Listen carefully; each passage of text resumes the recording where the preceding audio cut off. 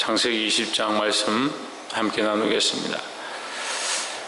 우리 20장에서도 이 아브라함의 연약함이 계속해서 등장합니다. 우리 아브라함의 연약함을 보면서 우리가 참 인생이 연약하구나, 우리가 여전히 정말 하나님 뜻대로 살지 않고 내 뜻대로 많이 사는구나, 이것을 볼 수 있습니다.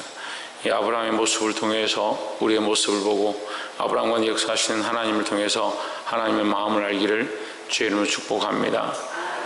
20장 1절에 아브라함이 거기서 남방으로 이사하여 가데스와 술 사이 그랄에 우거하며 2절에 그 안에 사라를 자기 누이라 하였으므로 그랄 왕 아비멜렉이 보내어 사라를 취하였더니 했습니다.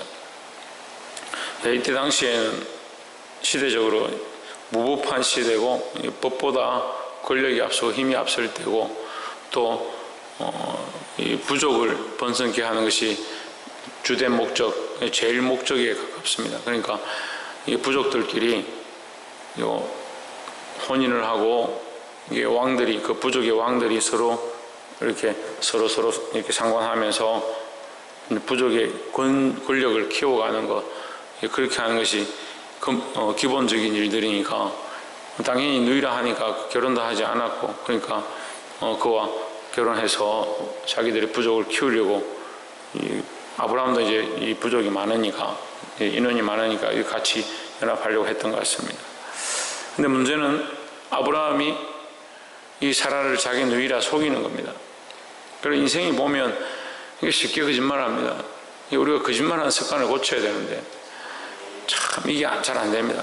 이게 순간순간 거짓말하고, 거짓말에 입에 붙은 사람들은 계속 거짓된 말을 하면서 그것이 죄인 줄 알지 못합니다. 문제는 뭐냐? 11절에 보시면 아브라함이 이르되 이곳에서는 하나님을 두려워함이 없으니 내 아내를 인하여 사람이 나를 죽일까 생각하였으며 했습니다. 이게 아브라함이 솔직히 고백하면서 이 아비멜렉에게 네가 왜 이렇게 나를 속였느냐 이렇게 말하니까 아브라함이 뭐라고 하냐면, 여기는 하나님 두려움이 없으니까 내 아내 때문에 내가 죽을까 염려했다. 그럼 이곳에서 하나님 두려워하지 않으면 본인은 어떻게 돼요? 본인은 하나님 두려워해야 되잖아요. 그러니까 이곳 사람들은 하나님 두려워하지 않는데 그래서 나를 죽일까 염려해서 내 아내를 속였다. 이게 말이 안 되는 거예요. 자기 스스로 거짓말하는 거예요. 이 말 자체도 거짓말이에요. 왜 거짓말이냐? 본인이 하나님을 두려워하면 그 삶에 하나님을 두려워하는 모습이 나타나야 되죠. 하나님을 두려워하면 속이지도 말아야 되고, 그 아내의 씨를 자기를 통해서, 그 아내를 통해서, 자기의 씨로 그 아내를 통해서 그 후손이 복의 근원이 될 것이다 하나님이 약속하셨는데, 그 언약을 기억한다면 거짓으로 그 아내를 내어줄 이유가 없는 겁니다. 그런데 누굴 두려워하지 않느냐? 하나님을 두려워하지 않는 겁니다. 믿음 생활을 하는 사람들이 하나님에 대한 사랑은 많이 하는데 하나님을 두려워하지 않습니다. 무슨 얘기를 하냐면요, 어제도 우리가 수요 예배 가운데 말씀을 나눴는데, 하나님 우리를 창조하셨다는 걸 믿습니다. 우리가 그로 말미암아 구원받았다는 걸 믿습니다. 하나님 우리를 창조하셨으면 우리는 그의 집이다 했습니다. 그럼 집을 지은 자가 집의 주인이고 우리는 거기 거하는 자입니다. 그럼 그 집에 누구를 모셔야 되냐? 그 창조주이신 예수 그리스도를, 그 주인을 우리에게 모셔드려서 그 주인이 우리를 다스리도록 해야 되는데, 이 집이 스스로 어떻게 하냐? 내가 주인이다 착각하는 겁니다. 내가 주인을 착각하니까 내 마음대로 사는 거죠.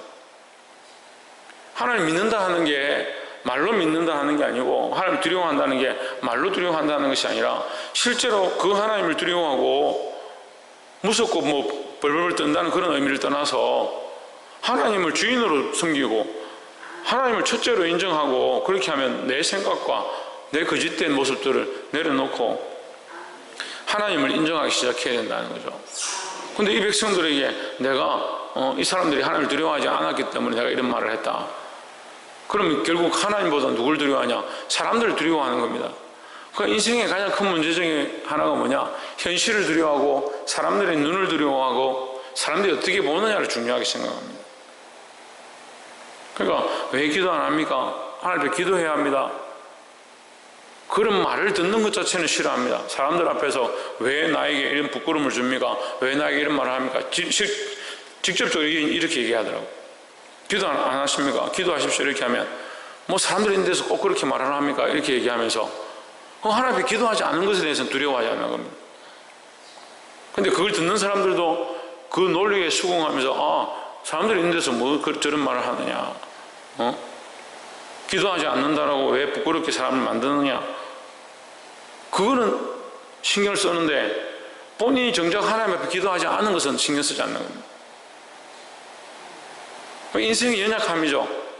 뭘 보느냐, 눈에 보이는 것과 사람들이 바라보는 것, 그 명예와 상황들은 중요하게 생각하는데 정작 두려워해야 될 하나님 두려워하지 않고 그들에게 하나님의 두려움을 나타내지 않는다는 거예요. 누가 두려워해야 되냐? 내가 하나님을 두려워하면 나의 하나님을 경외하고 하나님을 존귀히 여기는 모습을 보고 사람들이 정말 하나님 살아계시구나, 저가 믿는 하나님이 어떤 하나님입니까? 그렇게 하게 될 건데 우리가 하나님을 존귀히 여기지 않으니까 그 사람들이 하나님을 두려워하고 걱정하고 염려하고 하나님 어떤 분이실까 궁금해할 이유가 전혀 없는 거예요. 볼 수 있기를 주의 이름으로 축복합니다. 7절에 이제 그 사람의 아내를 돌려보내라. 그는 선지자라. 그가 너를 위하여 기도하리니 내가 살려니와 내가 돌려보내지 아니하면 너와 내게 속한 자가 다 정령 죽을 줄 알지니라 했습니다. 하나님께서는 이 아브라함이 사람을 두려워해서 하나님을 속이고 사람들에게 거짓으로 행하는 이것을 알고 계시지만 하나님 여전히 뭘 하시냐? 하나님 여전히 언약을 기억하고 계시는 겁니다. 하나님께서 아브라함이 약속하셨던 내 씨로 사라를 통하여 열국의 어미가 되고 열국의 아비가 되리라 하는 그 약속을 하나님 여전히 기억하고 계시는 겁니다. 우리 인생이 연약해서 계속 범죄를 저지르고 하나님을 배반하고 자기 마음대로 살지만 하나님 우리를 향해서 한 번도 그 언약을 바꾸시거나 그 약속을 변개하지 아니하십니다. 우리 연약한 인생들이 이것을 알아야 합니다. 하나님 여전히 우리를 사랑하고 계시고 우리를 향해서 그 마음을 변하지 아니하고 계시다는 이 사실을 알고 정신을 차려야 하는 겁니다. 하나님 여전히 우리를 사랑하셔서 우리를 향한 그 마음이 식지 않으시고 마지막 때까지 보존하시는데 우리는 순간순간 이것을 잊어버리는 이 연약한 인생, 보이는 일들과 사람들이 바라보고 있는 이 상황들을 더 크게 여기는 것, 사람들 앞에 명예를 더 귀하게 여기는 이 모습들을 회개해야 될 건데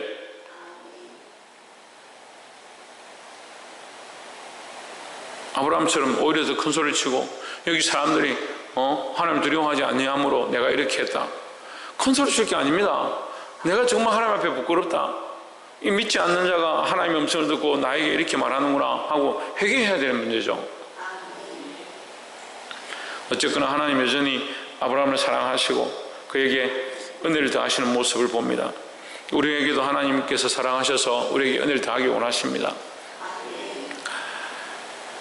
마지막 16절에 보시면 사라에게 이르되 내가 은청계를 내 오라비에게 주어서 그것으로 너와 함께한 여러 사람 앞에서 내 수치를 풀게 하였노니 내 일이 다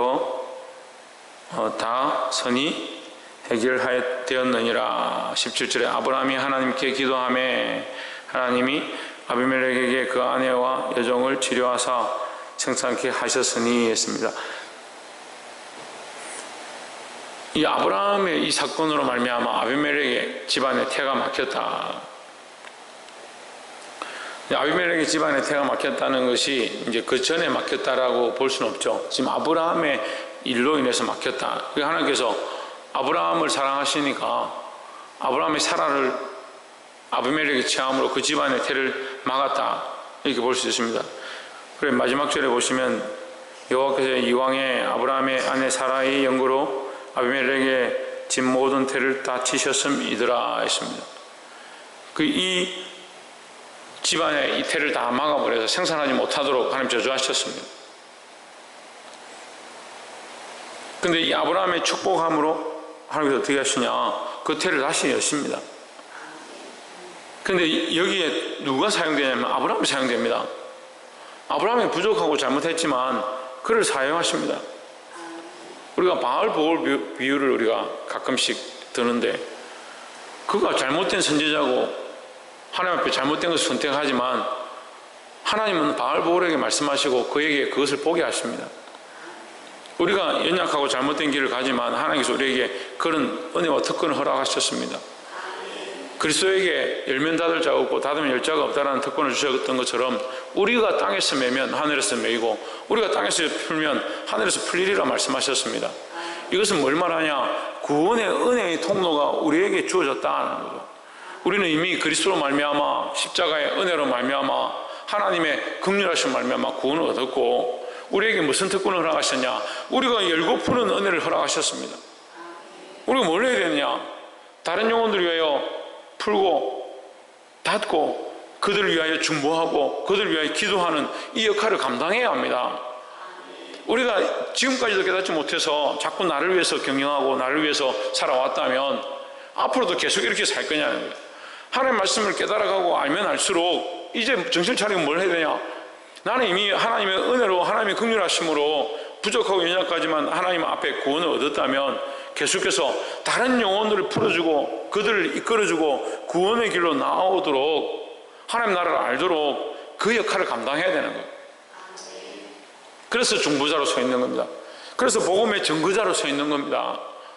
그래서 이 다리를 놓는 자, 많은 사람을 옳은 길로 이끌어 드리는 자, 이 거룩한 복음을 전파하는 자, 그들을 위하여 하나님 앞에 막아서서 이 백성을 구원할 자, 그들을 위하여 기도하며 눈물을 흘리며 기도하는 자, 그런 자의 자리에 서야 된다는 겁니다. 구약과 신약이 다르지 않은 것처럼 모세가 백성 앞에 하나님 앞에 막아서는 것처럼 사도 바울이 하나님 앞에서 차라리 내 이름을 생명책에서 지우실지라도 내 민족, 내 백성들을 구원해 주시옵소서 기도했던 것처럼 우리가 그러한 마음으로 하나님 앞에 서서 오늘 당장 내 앞에 있는 부끄러움과 내 앞에 있는 이 상황, 내 앞에 있는 이 명예를 위해서 속이고 거짓말하고 취하는 것이 아니라 하나님 나라와 영광과 생명들을 위해서 이제 내가 해야 될 역할들, 내가 정말 하나님 앞에 어떻게 해야 되는가, 내가 이 백성들을 어떻게 해야 되는가, 그 역할을 감당할 수 있는 저와 여러분 되기를 주의 이름으로 축복합니다. 마지막으로 한 번 더 말씀드리면 세상 사람들은 이걸 이해할 수도 없고 이런 방법을 알 수도 없습니다. 아는 사람은 누구냐? 이 복음을 받은 자, 이게 하나님의 긍휼과 사랑을 아는 자, 여전히 우리를 사랑하시고 우리에게 이 거룩한 일을 맡기신 자, 그들이 알고 있습니다. 우리가 알고 있다는 겁니다. 이제 우리가 이 정신을 차리고 깨어나서 우리가 거짓으로 행했던 세상을 주인 삼았던 이것들을 내려놓고 하나님이 주인 되어지고 그 하나님에 엎드려서 이 구원의 통로를 세상에 흘려보내고 내 가정과 내 가족에게 거룩한 복음의 역할을 감당할 수 있는 중보자의 역할을 감당할 수 있는 저와 여러분 되시기를 주의 이름으로 축복합니다. 기도하겠습니다.